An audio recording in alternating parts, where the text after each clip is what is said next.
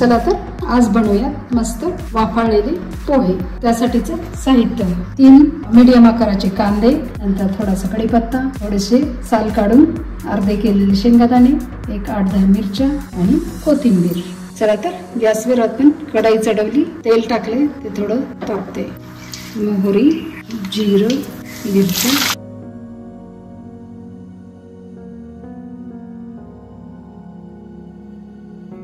अर्धा चमचा हिंग टाकून घेऊ आणि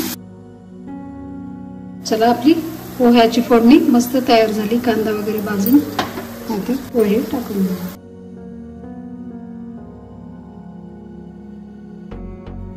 आता 1-3 चमचे साखर मी घेतलेली आहे आणि कोथिंबीर। आता हे सर्व छान हलवून घेऊ जेणेकरून साखर विरघळेल आणि कोथिंबीरीचा पण स्वाद त्यामध्ये उतरेल।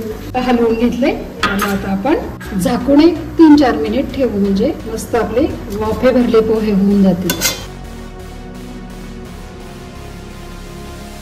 बघा तर मस्त खमंग असे पोहे आपले तयार झाले।